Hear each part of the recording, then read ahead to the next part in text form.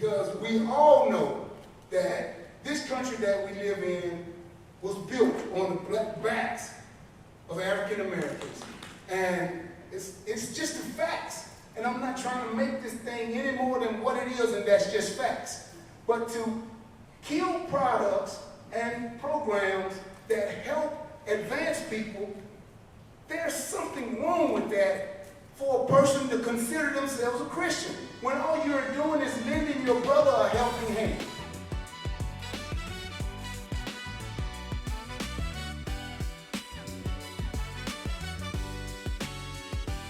Welcome to the Bayou Progressive. I'm Quentin Anthony Anderson, and I am joined with Democratic U.S. Senate candidate Jamie Davis, who's in a runoff. We are in the middle of early voting, actually at the tail end of early voting. I believe tomorrow is the last day of early voting.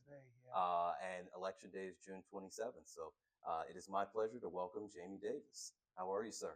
Thank you for having me, Quentin. I am fine as I could get. You know, when you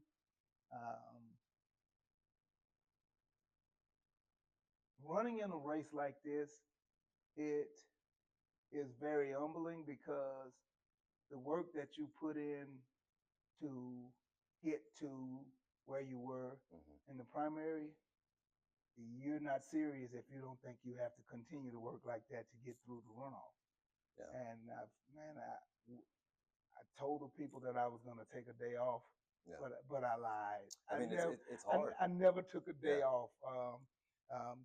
Even the Sunday after the election day, the phone was ringing at 6:30, and it was a TV reporter wanting an interview for the morning show. But also you got to hit the phones and call the donors immediately after, while the headlines are still fresh in everybody's head. So, and you can feel it with it. So, I think sometimes people think that, oh well, the election day is in November. You got plenty of time to sort of pick, but no, you really only have this amount of time to introduce yourself to people, to be able to tell people what you believe in, to try to convince them multiple times, hey, just give me a chance, give me a chance. And it's not just the one time. So it does take all of that time. It takes all of that time.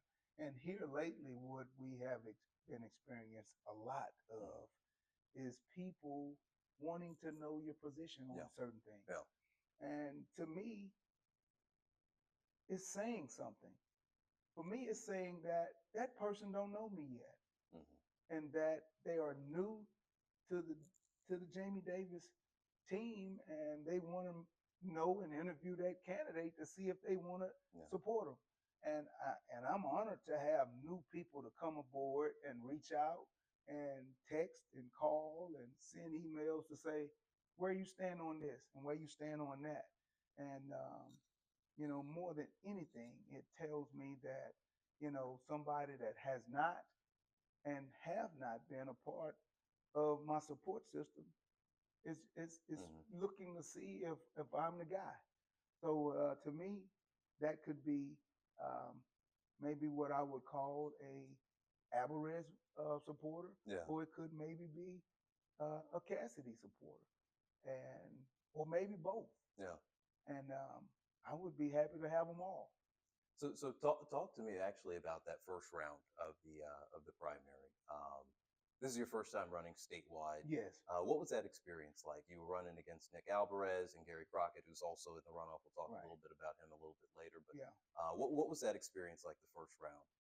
Before Landry obviously decided to play around with May 16th. Yeah. Well, just to recap the whole thing. It started off as, I'll give you a great example. You're wandering in the woods with no direction because I didn't know a directions on how to go about running a statewide campaign. So it was like I was wandering in the wilderness, just looking to find a pathway, and I'm weeding through vines and grasses and all of that. And then you can see somewhat of a little animal trail, and you just start down that trail because it's the least of the resistance, and you meet a person here that, kind of share some things with you, and you meet one over here and you learn about this thing that you should do. And, you go to just different meetings and, lo and behold, you start to gather people around that think somewhat like you think. And that's kind of the way we built this momentum. What was your what was the highlight of the first round of the primary? What was your favorite memory of the first round? Highlight of the first round is when you are not being political and you just living your life. I was in New Orleans and I wasn't, trying. I was walking, going down, I think it's Canal Street, because I'm still not very, very sharp at all of the streets in New Orleans. I actually think that works in your favor. Usually all the candidates statewide candidates come out of New Orleans. They're very familiar. They can tell you every street name. But I wasn't. At this time, I wasn't being political at all. I was just, so I was looking for some shoes. And this is how this story truly went. This is not a campaign You're walking deal. the streets looking for shoes. Yeah, I was looking for, because I got farm feet. Farm feet are wide and flat, dude. So I need a wide shoe, and then to have like, a little bunion on there to wear, from wearing work boots all my life. I need a wide shoe. So I go to a shoe store on Canal Street called Rubenstein, and they were supposed to have some fine shoes, to be able to go with your suits and put on a pair of jeans. And maybe if you want to be, the dress, what I call a dress sneaker is what I call, with the soft sole. So I go there and I'm walking back to the car, and there was a trucker that was just having fun on Canal Street. And I'm going back to the car, and he was like, "I'll be damned. Oh, you Jamie Davis?" And I was like, "Yes, I am." And he was from this area, from North Louisiana, but he just so happened he was on Canal Street. And when those things start happening like that, for the farmer from Tensas, the same guy that when I went to talk to all of the brass, the people that's supposed to be the ones that you go talk to when you're thinking about running for offices like this. I know. And they all tell you, man, don't waste your time. I would call this man my friend, and I won't call his name, but I requested an appointment, and I went to sit down and talk to him, and he told me, he said, "Jamie, you have a great future. Don't take losses on your record for nothing." Already predicting a loss. Let them have that. Whoever runs, just let them have it. You don't need to do it. I would rather see you, and I will support you if you stay running for either state rep or state senate. That's what I was told by this guy that is the guy. One of the guys anyway. And so I had already sat with my senior advisors. I had already built a campaign, pretty much. And when I say built it, knew what I wanted to do with it and how I wanted it to go. We saw a path with my team, and to have people, and he didn't mean no harm by it, but I believe in a different method and madness than everybody else. Because I believe that anybody, regardless, should have the ability to run for public office and get the support from whomever it is that we shouldn't. The term I like to call it is gatekeep. Now, I don't know if that's a bad word or not. No, but I think most people in politics, that's how we would refer to it. The sort of people that think that they give the yay or nay on when you can run and if you're viable and all of that. That's right. And so, and I'm not saying that he's gatekeeping, because he was giving me advice that he wanted, that he didn't want me to get hurt. But saying all of that, it just snowballed into every single person that you would talk to that has some type of inside with the groups that normally you see that are around politics when it comes to a statewide candidate. Nobody wanted to touch me with a 10-foot pole. Yeah. I mean, it's like almost had to play. And there's one guy that we all look up to when it comes to these kind of statewide offices. And he still hadn't had a real conversation with me. Yeah. He and I talk in passing. I can be in an event and he's at an event and we standing eye to eye and he's finishing up whatever it is that he's talking to whomever it is, and he know I'm waiting to say hello to him. And he'll come and say hello to me, and as fast as he say hello, he is gone just that fast. Yeah. Not enough time to say, man, how's it going? Can I help you in any way? Or I still think you're a damn fool. I could accept that. Just stop and say hello. Yeah. You know. Yeah, it's unfortunate because I think that there's a defeatism sometimes here that doesn't recognize that it takes audacity to do something different than what we've done.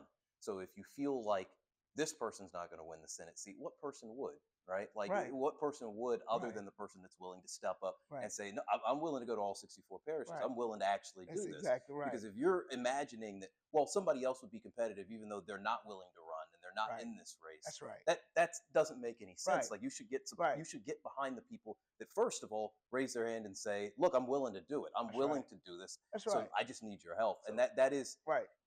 I don't understand it, particularly in the Louisiana Democratic Party, because it's not like we're winning too much and we need to like temper ourselves. Like we need all the audacious people that we can get. So I think that's one of the impressive things about the fact that you even decided to do it. And I think you've kind of given me a good segue. Why did you decide to do this? So, and I want to like frame it a little bit. So let's frame it up a little bit. Just real quick. Most people nationally, most people inside of Louisiana figure that every time there's a U.S. Senate seat that's up, any Democrat that runs for it is running to be the sacrificial lamb. Right. And I never felt that way. Okay, so why did you decide to run it, and what makes you believe that you can pull this off? So here it is. When me and my team, we did numbers and we were looking, and so, and I'll be frank and honest about the whole situation. Originally, I was eyeballing the 5th Congressional District. And the more we looked at the numbers, we knew it was going to be tough. And because of the way the district in the old 5th was gerrymandered, super bad, like super crazy bad. And there's still the reason why we considered the 5th was because of my rural farm connection. And I was banking on it then when I was looking at the 5th, and I'm still banking on it now. So what made me leave the 5th to go to a U.S. Senate race was we were doing the numbers in the 5th. And I think the old 5th, if I'm not mistaken, was 26 parishes. Something like that. Right. Something like that, yeah. So for me to go and do the work that I need to do, to be able to come from home and go to Bogalusa, and then maybe even go to, I think it went over. It came into the Baton Rouge as well. Yeah. It came all the way down to Baton Rouge. So pretty much every time I'd leave home, if I go to the farther stretches of the 5th Congressional District, I'm driving 3 hours. Yeah. It's effectively a statewide campaign anyway. Boom. Yeah. Boom. Yeah. Okay, so you took it. You took it from me. Yeah. So, but if I get in my truck and I drive 3 hours west, I'm in Shreveport. If I drive 3 hours to the southwest corner, I'm still in Lake Charles. So you figured if I'm going to be doing all this driving, if I'm going to do all this driving, I might as well take it all 64 parishes. And pick up the whole state. Yeah. That's not gerrymandered. Yeah. And that's what set me on fire for the Senate race. Yeah. Instead of being gerrymandered the hell out of in the 5th, let's run for statewide because it's the same travel. Yeah. You know, I may go in a different direction every day instead of running towards Bogalusa or towards Hammond or that way all of the time. I'd be going all over the state, but it's the still same 3 hours. That's actually a good point. Outside of the second and maybe the first, the way all of them are kind of configured, they're all practically statewide. Yeah. I mean, when I ran in the 2 years ago, that was 10 parishes, but That's that went all the way from EBR up to Shreveport. Which So, is I mean, 4 hours. So, like, I sometimes have to remind myself I ran in a congressional race. I did not run statewide, That's but right. it felt like it. It felt like yeah, it. Yeah. Right. So, what about, because it would be Okay, similar, and there's one other thing Okay. that we can't leave out. Okay. In that message, Mhm. I go from having just one congressional district to help me with, Mhm. and DSCC members and DPECs, and Mhm. to go from having a statewide whole party. Yeah. Because of course, and this could be some kind of ways controversial, just a little bit, because I keep hearing buzzwords that there was some things that was done with me that was just a little unethical. I mean, I can ask about it if you feel comfortable. We can talk and about we it. can go on and put Okay. it to bed. So, Let's put it to bed. let me ask. Okay, so you're gonna have me bouncing around a lot, Jamie. Right. All right, so yeah, you are having me bounce around. Yeah, All right. but look, but we got to frame. We got to Okay, keep it let's- within that frame. Okay, so let's because frame. Okay, so here let's it frame. is. Let's get My to the. reasoning for Okay. running statewide was because I knew that in the room, Mhm. and let's frame it the way it actually happened. Okay, so let me preface it. Okay. What Jamie's about to talk about is he's about to talk about the process that went into the Democratic Party's endorsement process, Right. and Jamie's history with some of the members of Right. the DSCC. Now, can we hit pause right there we go. All right. So we hit pause. So when we're looking at running at a U.S. Senate race Yep. with the whole state, Yep. instead of running in the fifth, and I had already been working with a group within the party Mhm. to make sure that we had candidates Yeah. to run in every single race. Yep. That was a plan. That wasn't just something that just popped up out of the blue. Mhm. That was orchestrated within our party. Yeah. I was a part of that group. Yeah. And so when I said that I'll run for the U.S. Senate, everybody took it on. Mhm. And so here it is. When we built a campaign and I got the blessings from my family and my wife, and I talked to my staff on the farm to make sure, hey, look, I need to know, will y'all be up for me not being around all the time? You have to make some decisions on your own. Yeah. And, everybody was a go. Yeah. So now I go to the party in December and talk to the people that I know can help me. Nobody else is talking about a United States Senate candidate. There is none. Yeah. There is none. Nowhere on the radar, nobody. Yeah. The farmer from Tensas goes into the DSCC meeting in December and talk to the room and ask the room, hey, look, I'm going to make a big step in my life. Yeah.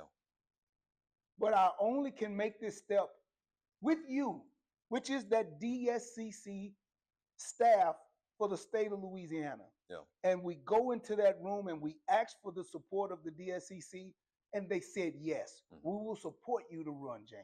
And that was in December. And that was in December, Yep. when no other candidate, when I say no other, I mean even Ms. Letlow.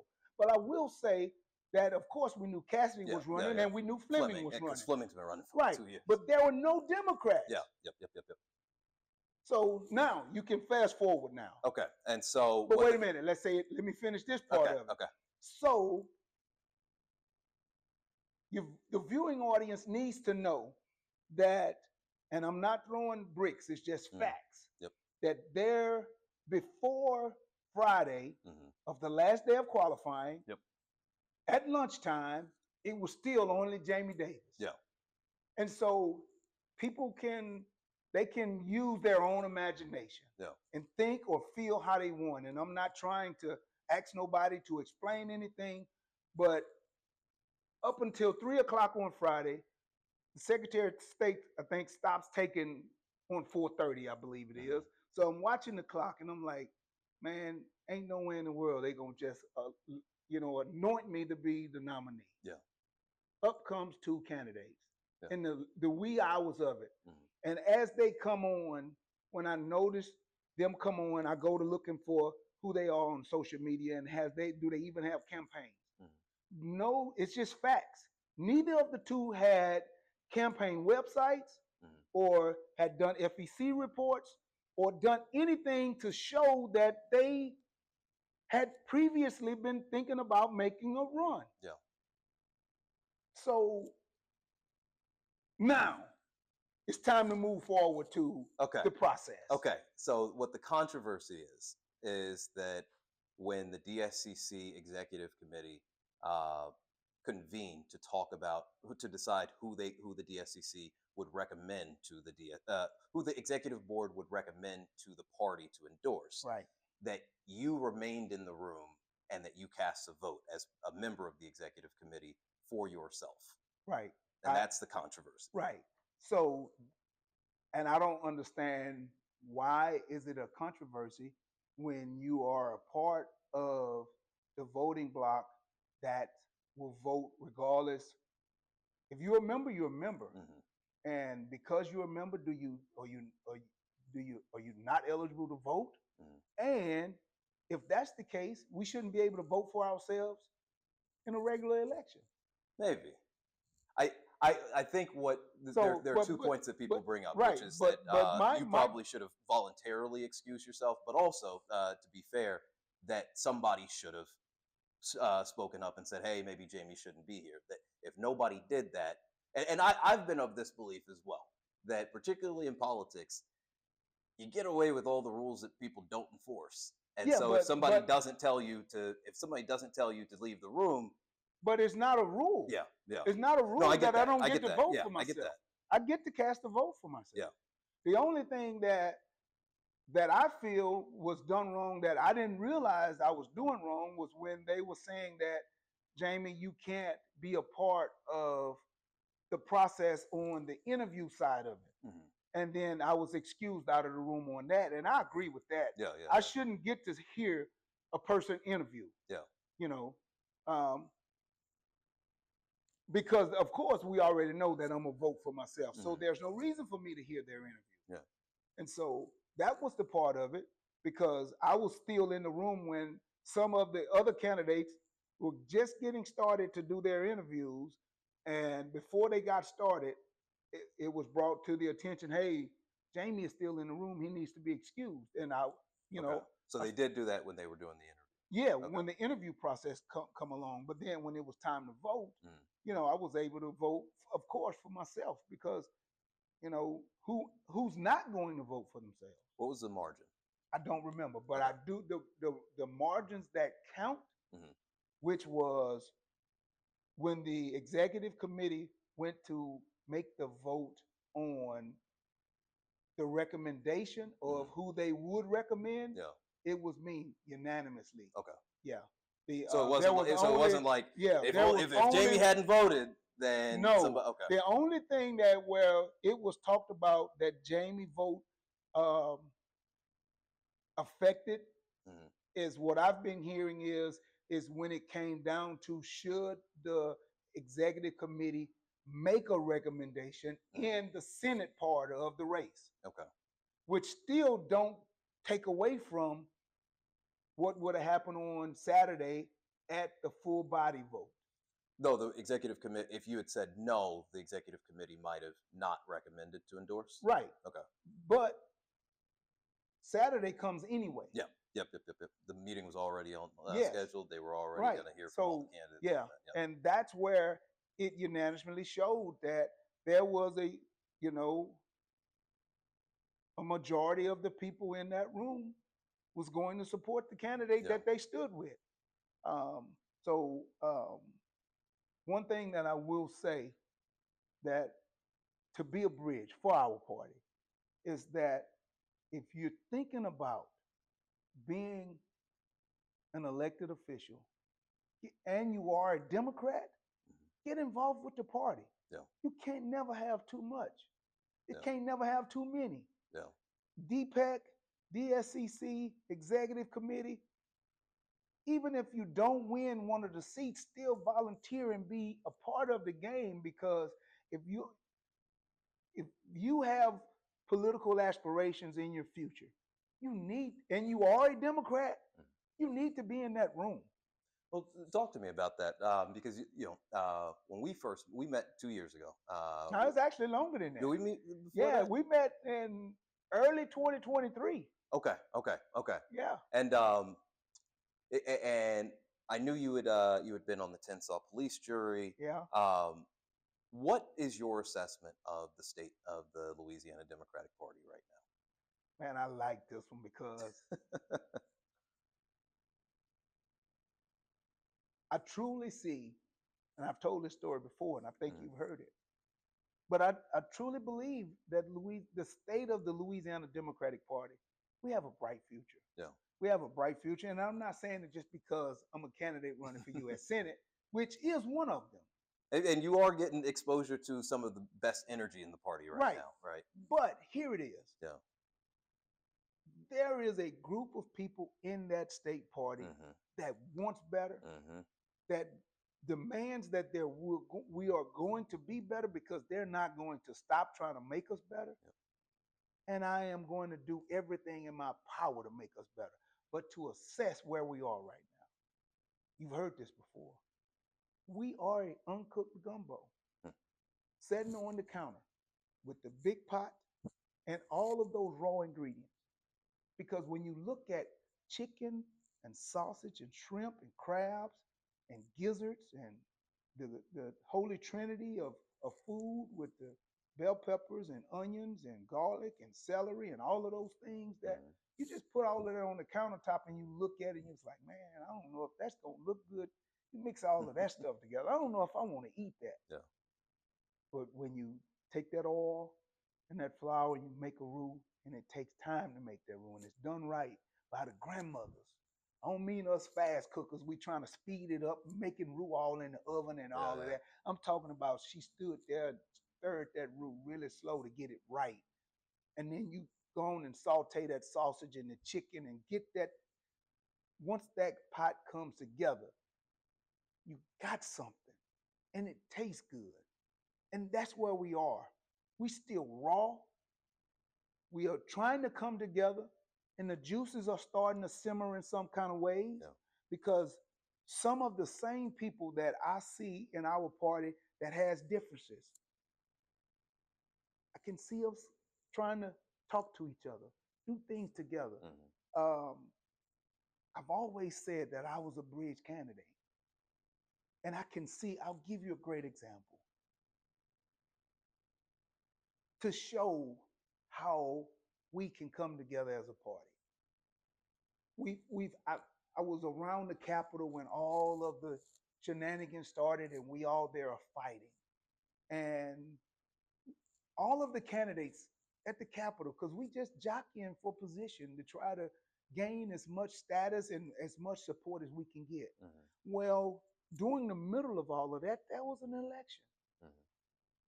And I know who candidates was and who voters was with because you'd see them in their little groups together.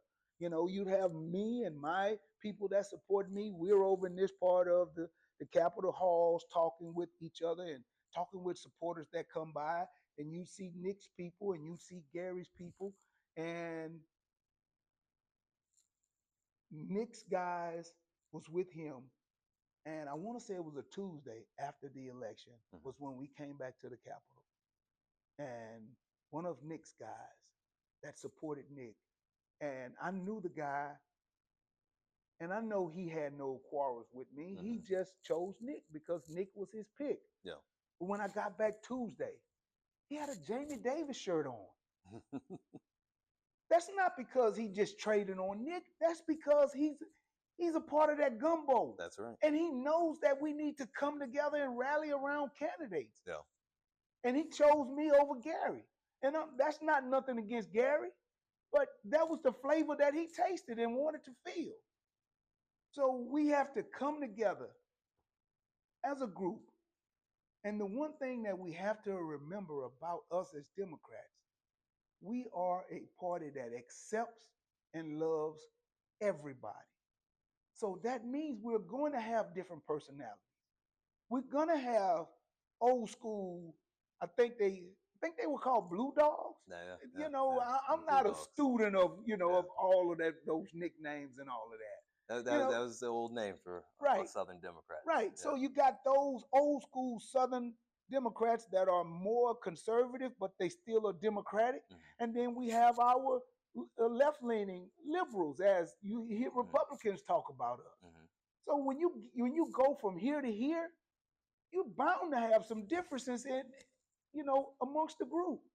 But what we got to do is come together as that gumbo that I'm talking about that's cooking, to where no matter what happens in our meetings or in our policy groups, when we step out, we on one front and we standing with what we standing with, and we're not gonna fall when we in the public. Now we might fight like siblings at home.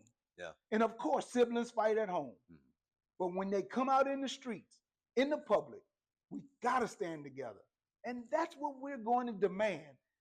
It's leaders like yourself and myself and others that we want a Democratic Party that will lead in Louisiana, and we're going to stand by it. And my old school advisors telling me, whether you know it or not, son, you are now a leader in this party. Yeah. And you got to lead like you're a leader. However you go, they got to go behind you. Yeah. And you got to demand it. Yeah. And I'm the guy that wants you to come on your wheel. I'm not one of the guys that want to wheel you to come. Yeah. So I like to act with love. Yeah.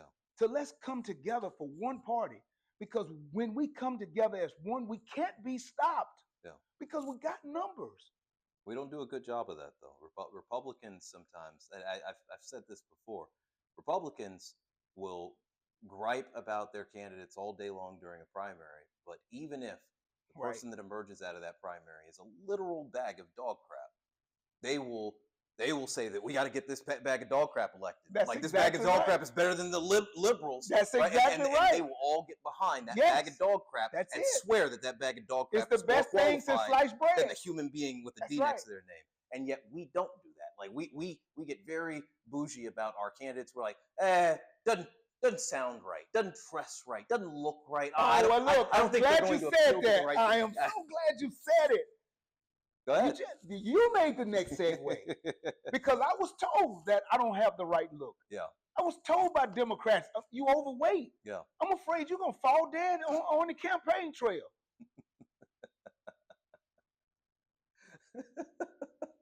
You don't even dress right. Yeah. Yeah.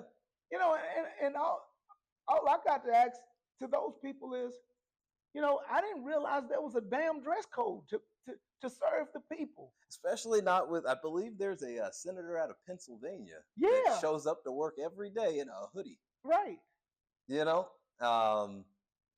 I do find that the bouginess on our part, I don't know where it comes from, because it's not as if, and I mentioned this before we started recording, it's not as if we're like winning elections, hand over fist. Right. And so like we need to slow down. Like we need to really be appreciative of anybody that's willing to raise their hand and say, look, I'm willing to do this. Right. I'm willing to go through that gauntlet. I'd love to ask this question. What's the definition of Senate material? He's not Senate material. I think that it's somebody that can listen. I mean, honestly, because think about what the job of, I mean, you were thinking about the fifth, but Senate. So you were thinking about going to Congress. And I think that at the end of the day, the most important trait of a congressperson is how well do you listen to the people that you represent? Right. Because that's the only way that you get the ammunition that you need to go back to DC and cast an accurate vote. Correct. If you don't know what they're saying back home, then what are you voting on in DC? Right. And so I don't care how you dress. I don't care how you sound. I care that when you come to a town hall and I tell you that gas is too high, you take that with you to DC. That's it. I care that you got two good ears. Right. That's the only thing that I care about. And even if you don't got two good ears, can you read? Right. So exactly. I just care that you know what I care about and that you can take that with you. And I've been saying from day one that there was a interview with Joel from Indivisible. Mm-hmm.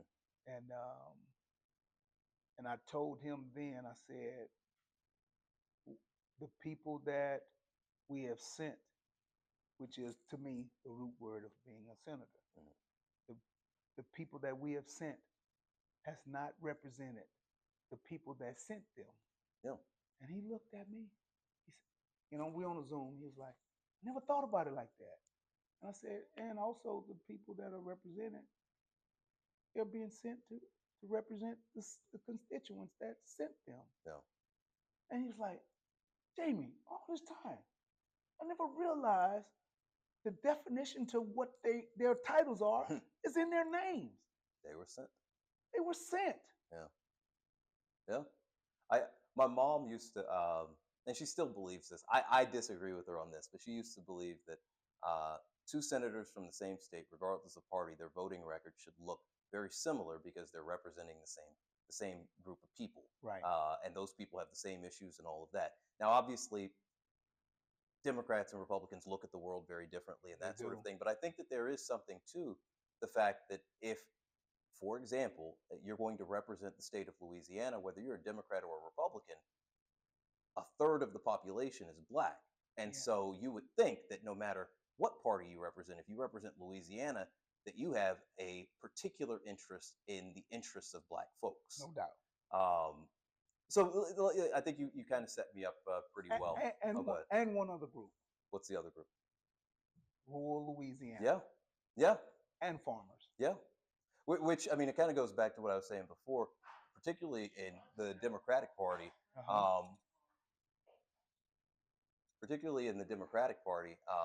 We often nominate, New Orleans folks or Baton Rouge folks who, and there's nothing wrong with, I'm a Baton Rouge person, so I just want to not disqualify myself if I decide to run for office again, but who often aren't very informed of the issues that are happening in rural Louisiana. Yes. How has that impacted just your way of talking to voters? And in particular, when people, sometimes you can have baggage that you carry with you because you have a D next to your name or an R next to your name. And you have to overcome that to let people know that, well, I'm also Jamie Davis. Right. There's a lot to me besides just my party affiliation. Right. What has that experience been like, being a Democrat, but a rural Democrat who's really from rural Louisiana? Right. You're not just sort of playing, you're not cosplaying as a farmer. Yeah. For the ones that didn't know who I really was, there were some people that challenged that I was lying, that I'm really a farmer, and that basically there's no way in hell that a Black man in Louisiana has 3,200 acres that he farms in Louisiana. He's lying. So we There's had a lot of land. There's a lot of land. We had that group, and I think they got over it once they realized it, that it was real. Because I haven't heard that part no more. Now the other part that I've heard is there's no way he's a real Democrat, because all farmers and most farmers are conservative and are Republicans. Yeah. And I've actually had some Republicans to ask me that. That's what I'm curious about. Right. How have Republicans, Republicans and no party folks who have a stereotype about what a Democrat is supposed to sort of look, sound, and what their background is supposed to be like. The Republicans, they thought, well, when they realized that I'm not playing, and I think some of them maybe went back and checked my record from being a police juror and seen that I was a Democrat then. Just not a farmer that's trying to use the Democratic brand to walk my way into a primary win. And I think that's what they was thinking, even though most Democrats thought that the farmer had no chance, that it would be a New Orleans or Baton Rouge based candidate that would win this seat. Yeah. The one thing that I truly believe to the depths of my heart is I can say it's me, but I don't believe it's me. I believe that the resume of the candidate, Jamie Davis, is what makes this candidate the candidate that has the ability to cross over and talk to Republicans and Democrats alike, and no party people. The resume of what has happened over the course of my life would have made, if you take this resume and put it on anybody, and you put them in the life that I've lived, they would be a great candidate. Yeah. It's not about it being me. Mm-hmm. It's about, my farm background, and that I have served public office. I have been a public servant for a lot of the years of my life. I have done um, I have done a lot of things in my past, such as my bass fishing, Mm-hmm. that has given me the access to groups of people around the state that they end up knowing the angler, Jamie. Mm-hmm. And the angler, Jamie, is a guy that's respected and he's worked hard to compete. And there's no difference being a national bass fisherman doing national tournaments. It's no different than being a candidate for the U.S. Senate. Seems like Because it'd be more fun. Seems like it that'd be a is a little bit lot more more fun, fun. It yeah. seems like that'd be. And a lot more scenery and a lot different lakes and all of that. But you're still vying in a contest. You're competing. You're competing. Yeah. Yes. And so when you have a group of people that know who you are, and when you add the agriculture background, and that we've worked hard to accomplish a lot of things in our life and on our farm, to be good stewards of the land, to be good business people, solid, just do good business, never leaving people holding a bag, and being a man of your word. Well, that means something to people around the state that know you and have done business with you. That's when you're able to be invited to the sugarcane farmer's house to meet a group of Republican farmers that want to see, um, man, I needed to meet this farmer, Mm-hmm. because if this man is a farmer, I need to know who he is so I can make a real decision on who I'm voting for. Yeah. Because it comes down to this: farmers have voted against their interest, and in a couple of different elections. Mm-hmm. Um, I think some of the farmers don't want to make that happen for a third time. Yeah. Because who better to represent ag than a farmer? Yeah. And sometimes when you in the ag business, you'd be better off being represented by one of your own than somebody that's just being told how to vote in the ag. Are they voting? What are they voting for? Because I don't get the feeling, especially having spent the day in the Black Growers meeting. I don't get the feeling that any of these people are unaware of, like, they're very informed on policy. They know what the effect of policy is, the direct effect of policy on their crops. Mm-hmm. And yet, like you said, disproportionately, particularly white farmers, are voting Republican, and they're voting for this current administration. Well, What are they voting for? because, from just talking to my friends and colleagues, Mm-hmm. We still have a lot of on both sides of the aisle that just vote down the ticket. Mm-hmm. And sometimes it, you have to vote for your best interest, and you just can't vote down party lines. Yeah. You know, But why aren't they voting their interests? for a long time, they were able to get away with doing it, Mm-hmm. to where you just vote down party lines and everything will be all right. Yeah. But when you see the number of agricultural bankruptcies, the highest it's ever been, Mm-hmm. you see the number of ag suicides, the highest it's ever been. Mm-hmm. I believe people will start not voting in their interest. I Not hope so. voting against their interest. I'm Yeah, sorry. yeah. I said that. Yeah. You'll see people not voting against their interest. And I've said this from day one. And it's not a cocky and it's not boastful, because anybody know me. I'm a humble guy. Mm-hmm. You know, if the ag industry votes with the farmer, Mm-hmm. we win this election easy. Yeah, yeah.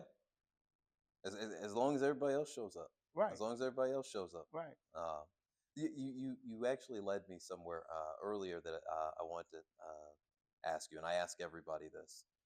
In 2026, what's the difference between a Democrat and a Republican, in your opinion? That's a pretty good question. I appreciate it. Yeah.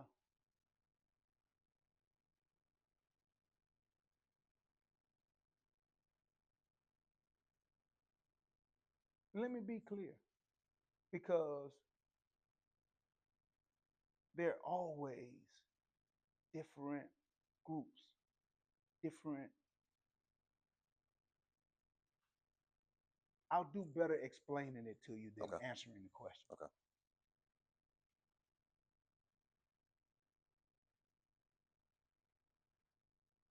Here is the differences in the groups of Democrats and Republicans in examples. When you make a you doing call time and you call a Democrat and the Democrat answers the phone, you tell him who you are and he answers the phone. Now this is pre-May 16th. Yeah. This is pre-May 16th. And you're trying to raise money. And this person's number has been given to you because they are a Democratic donor. And he answers the phone and you're talking to him and he says, "Man, I would love to help you." He said, "But I can't vote against my friend, Bill Cassidy. He's helped me with projects that I'm working on, and he has done all kind of things to help me with projects in my community, different parks, all kind of things." And I was like, "Sir, I understand totally. I have friends also." Okay, so you have that kind. So you have these kind of Democrats. When you make the phone call and they answer, you answer, and you make the pitch to them, and they immediately tell you, "Why should I give you my money? You don't have a snowball chance in hell of winning. I should send my money to Georgia to help Yeah. Ossoff Or Texas. or To Texas, help yes, Tallarico. Yeah. right, to help Tallarico." I've heard Tallarico Yep. also. Yep. But the one that was supposed to be a max out that I was hoping, he said send his money to Georgia. So now give you the next example. "Hey, how you doing? This is Jamie Davis. I'm running for the United States Senate. And I'm just, because I'm not a guy with, I don't have all the thrills and frills. I'm just Jamie. I was told to call you that, if I made the right pitch, you would help me in this process to contribute to my campaign. Can you help me?" "Yes, sir, son. I'm so glad you called me. I'll send you something right now. How do you want it? You want it electronically or you want it in a check?" And it happens. Nice. So you have the person that's willing to help anybody that's trying to do good. Then you have the one that has favors that that they have friends that they need to be beholden to, and then you have the ones that is dove feeded. Yeah. Yeah. Okay, now here are Republicans. You make the pitch to it, and you don't know. You just call it. "Hey, this is Jamie. Um, you know, running for the U.S. Senate. Why are you calling me? I'm a damn Republican. Regardless of how the pitch was. Yeah. I'm not trying to hear you, man. I'm sorry. Bye." Yeah. Hang the phone up. I've called Republicans, and they tell me, "I've heard of you. I heard you're a nice guy. Hey, if it don't go my way in the primary, I may consider you." And then I've made calls to Republicans where they say, "You're that farmer from Tensas." I say, "Yes, sir, I am. When the time comes, you'll be the first Democrat I've ever voted for." Look at that. So here it is. You have a spectrum of people that ranges all over the place, whether they Democrat or Republican. So to give you an answer of where the state lies with all of them, it's really all over the place. It's really all over the place. And it's according to the messaging. Because I'm silly enough to believe that those ones that gave me the hardest time the most, that if I got to spend some time with them and they got to know who I am, and that it's not that a vote for me is not a vote against values and principles that Louisiana people believe in. And so if you have values and principles that Louisiana people truly believe in, it doesn't matter which party you represent because you're going to be doing what's best for the people of Louisiana. In a perfect world. In a perfect world. But it don't have to be perfect. Well, I mean, we have 7 Republicans that represent Louisiana right now. Of course, yes. Yeah. Right. And that's not the world that we live in. Yeah, but I was talking about in a candidate as myself. Yeah. I'm talking about with me as the candidate. Yeah. And not the rest of them because I can only speak for me. Mm. So when it comes right down to it, it starts and stops with Louisiana voters for me. Yeah. And Louisiana citizens. Because what good is it for me to run for this position if I'm not going to try to do what's best for the people of Louisiana? Yeah. Because here it is. The schools that my grandbabies go to are not perfect. They need funding. The area in which we're setting in right now, there's a hospital right up the road that's probably 6 or 7 miles.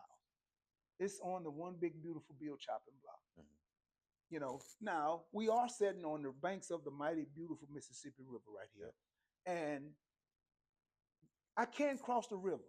But if you took this bridge out and I had to stay in Louisiana to get help, if this hospital closed, I've got to go 70 miles within Louisiana to get to another hospital.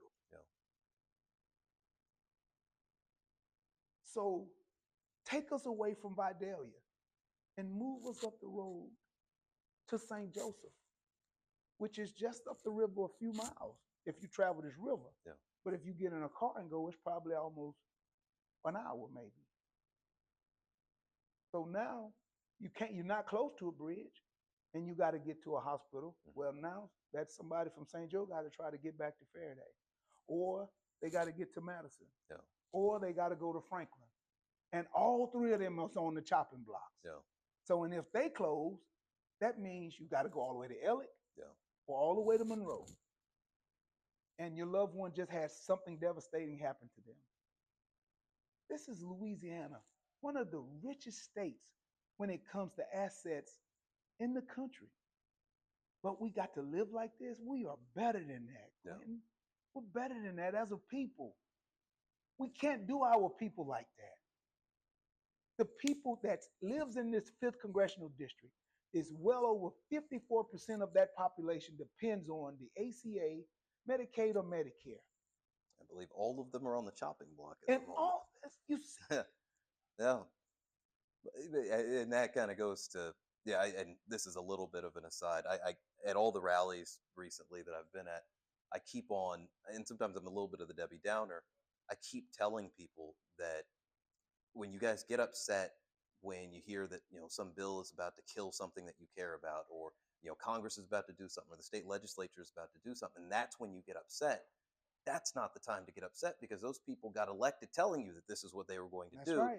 And you decided not to show up on election day. So That's they got elected, they got hired to do what they said that they would do. That's right. And so, while we're in election season, I think it is a good time to talk about the fact that, like, you have a choice. You have a choice between one candidate that is going to support those cuts and one candidate that is telling you right now why those things are important. And it's telling you just flat out that in this area, most of you depend on this. So who are you going to vote for? That's the person exactly that's willing right. to attack the thing that you depend on, or the person that fundamentally believes in those things? So now, let me ask you another question.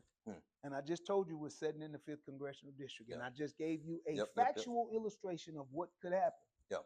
And I just told you earlier on that the 5th congressional district was gerrymandered more so than others. Well, not more than the 6. Old one. The old one. I'm talking about the old 5th. Well, it's still hard to gerrymander anything more than 6. Okay. The 6 was bad. Right. But I said that to say this. Yeah. That I don't remember the exact number, but I want to say it may be something like 27% of the 5th congressional district is black. So, and I just told you that 54% of that population depended on Medicaid, Medicare, or the ACA. Yeah. How many of those people were white and Republican that got their stuff cut too? Did they not have to deal with those same cuts? Do you think those people are unhappy? Because I can tell you right now, when they redid what they did to the ACA, I lost my subsidy. I don't have a subsidy anymore. So before I paid $640 for my ACA subsidy, and now my bill is $1,400 and like 30 or 40 bucks. So my subsidy rate went out of the roof. Yeah. But can you only imagine what it would be like if everybody had their own subsidy, the way it was pre-Trump and pre One Big Beautiful Bill? Yeah. What sorry, I'm trying to make sure that we're good on. Okay. What are your policy priorities as you've been campaigning? Like, what are sort of the things that both that you care most, that you enjoy talking about the most, but also like as you talk to people that they kind of give back Well, to I you? think you can tell that this healthcare is obviously rural housing. I mean, rural health care is Yeah. one. I said rural housing because rural housing is Oh important. yeah. But you know, the way it works for me, originally, my campaign was built on 4 pillars: healthcare, education, affordability, and upholding the Constitution. That was the original platform. But after the Supreme Court ruling and what happened with the elections being suspended and taken away, we added a 5th one, and it was really important, and that was voters' rights. They always been there. You know, and you know how every candidate normally has a list of things that's what's important to them, but those 4 was kind of the tops. But after what happened with the Supreme Court, voters' rights just rose to the top like cream. Um, um, you know, it was tough to watch what happened. You know, where I got family members that are seniors that has the ability to get a ballot mailed to their home because they've earned that right to be seniors and get a mail-in ballot and get to vote in the comfort of their own home. But to have those ballots taken away from them and they not get to cast their ballot for who they wanted to cast them for, and for the life of me, you can tell me, I still don't know if those ballots were counted in the Senate race. You know, I've been told they weren't. I have been told that they was, but I've never took the time to satisfy myself with an answer to know whether or not were those ballots that were already in the mix and mailed in that were taken away, and for the congressional district, they were told that they wouldn't be counted. I don't know if they were counted for the Senate race or not. Is there a real answer out there? I don't know right now, but I do know that the biggest controversy is just the idea that you can say that you're not going to count votes, that you can collect votes and then not count them. That's like right. So you know that's a wild step. To know that I've lost my mother and my father, but for them to have siblings that are still living and are some of my oldest living relatives, that are left, and nobody is ever going to tell me that my uncles and aunts did not vote for me. But to know that I don't know if they vote were counted for me or not, man, it's a slap in the face. Yeah. Right. Well, and because I want to be mindful of time, there are at least 3 questions for sure that I want to make sure that I Come get on, to. let's see if we can bang, and I won't be so long-winded as No, you're good. You're good. Okay. You're good. See, I get very conversational, and then I realize towards the end, I'm like, let me make sure that I actually get to some of the substance. Right. Okay. So you led the first round. You carried all 64 parishes on May 16th, but you still ended up in a runoff. I did. What is your closing argument to Democrats? But let me actually backtrack. Why do you think you're in a runoff right now? What do you think? Why do you think you were in first place? So what were the things that you think were your strength in the primary? But also, what are the things that you think you need to do to bridge that gap to get to a majority vote? Well, number one, I believe that, and there's no disrespect to my fellow candidates because I respect them to the fullest. But I just truly believe I was a little bit more relatable to the people. Number two, I believe that people believed in the messaging of who I am. And when I say believe, they believe that I'm a farmer from Tensas that will do all I can to make life better and more affordable for the people of Louisiana. Um, and I believe that hard work and determination just pays off sometimes, man. Because I've said this for a long time. There's no candidate outwork me. There's no candidate will outwork me in this in no race that I ever ran. I give it my all to the point that people that's close to me say, "Man, you gonna burn yourself out." And I try to tell them all that when you work on a farm all your life, this is easy. This ain't this Yeah. this is not work. Yeah. You need to go out there in that heat, and then be having to put out strenuous. The biggest work that I face in politics is just being on the road and going. Yeah. And traveling. Yeah. That's man, I love people. I love to talk. Yeah. I think people have seen that, and most of them say, "Man, I ain't never seen you not smiling."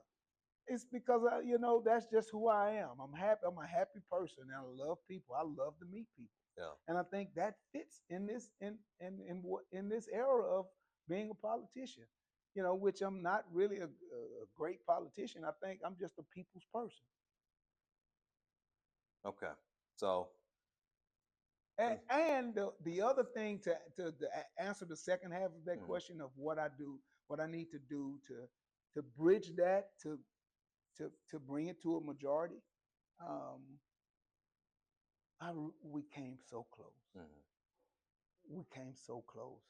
So when you come that close and you haven't did anything to hurt yourself, you just keep running and keep working, and keep introducing yourself, and I'm always working to try to be a little bit better. I know where I'm weak at. I'm not the perfect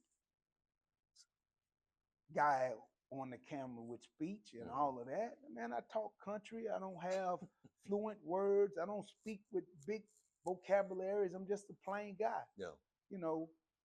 And sometimes I believe that's what people want. They don't want to be talked over. They want to be talked to. And so when you're using all of those big words and all of that, and just say it plain, people can understand it better. When you're talking to them, just tell them what you plan to do and how you plan on doing it. And that's what I believe gives me the ability to bridge to that majority and be well over 50% this time. So you keep giving me good segues. So that was actually a perfect segue. So there are voters who hear your story, they respect your background, and may even like your message, but wonder whether you're ready for the scale of a U.S. Senate race. You are not the polished, consultant-built central casting type of candidate. I told you gave me a perfect segue. Right. That people are used to seeing in statewide politics. Right. How do you answer voters who may look at that and question whether you can stand on the same stage as your Republican opponent in November? Okay.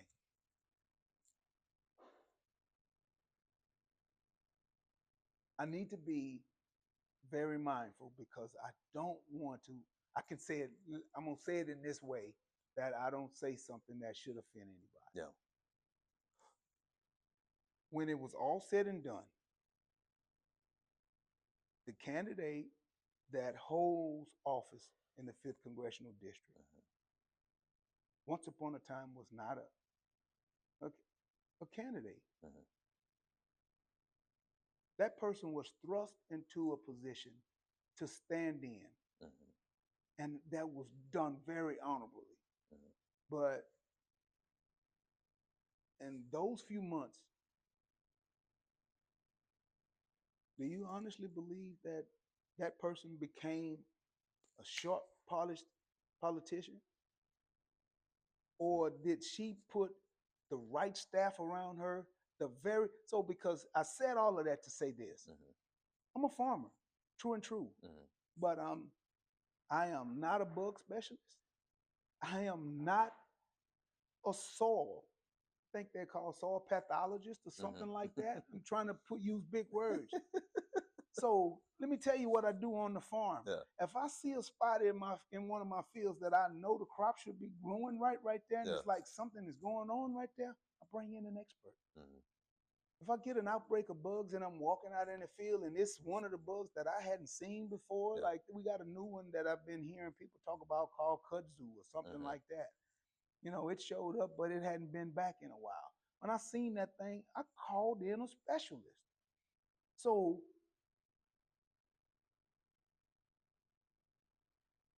whenever we bring in, and this is for people that may not know how it works, but every senator has a full-blown staff. Yeah. A full-blown staff that makes upwards to $150,000 a year to be a specialist at whatever they need to be at. So they make the senator look good. Mm-hmm. When he walks into a room, you have a foreign affairs person that's a staffer for you. Yeah. You can't have time to serve the country doing what you do and then be upfront on every policy. Mm-hmm. That's a super person. You have staff. And I will have the very best staff that I can find because I will surround myself around the people that know who these people are and who I need to be talking to add as a staffer in my staff because I know I'm a farmer. I'm not a foreign affairs guy. Mm-hmm. I will have one when it's time for me to have one. I know that I don't know the budget perfectly. Yes, I've looked at it and there's a lot of numbers, Mm-hmm. but there will be a specialist for all of those things. Mm-hmm. And that's what people may not understand and realize. You're just not sending a farmer to Washington to all of a sudden be Einstein. Mm-hmm. There's a staff that has to be hired to make you look good. Yeah. And you can elaborate on that because you're more seasoned at this than I am. Lies and scandals. Lies and scandals. Lies and scandals. Lies and scandals. So, and I certainly agree with you about the fact that, like, you know, I think sometimes politics becomes a little too cult of personality, and people don't get that you are voting for somebody that will be supported by folks that will inform like their decision making. When you vote for mayor, when you vote for governor, when you vote for president, you're voting for them to staff a government. That's right? exactly right. So all of those people, all of those and experts. look, and can we give the example? No different than the president. Yeah, yeah. No different. Yeah. The chief of staff and foreign affairs and all of those things. Yep. The same thing that a senator gets. Yep. So I think that one of the things that's important in that context is recognizing that all of those people that would be advising you, they still ultimately work for you, and it's still your North Star that they are operating under. So what is your North Star? Like once you get there, when it's Senator Jamie Davis, what are you telling your staff? This is what I care about. These are my values. So when you're looking at that budget, when you're looking at that piece of legislation, these are Jamie's eyes that I need you to look at it through. Well, the first thing that they need to know is that it starts and stops with the people of Louisiana. So everything that I will and plan to do when the people of Louisiana send me to Washington, it will make life better for Louisiana people as a whole, not the elites, not middle class or lower class, but the people. Because we all are struggling right now. Everybody is. We need so many things in our state and in the nation until we just need to put our gloves on and our boots on and go to work at making things better. The other thing is, how can we live in a country that spends millions and millions and billions up on money fighting wars that they're really not our fight? We need to spend that money at home. I will be the candidate that you've heard the old adage to sweep around your own front door before you try to sweep around somebody else's. I'll be the candidate that's always trying to sweep around the front door of Louisiana to make it better. you know,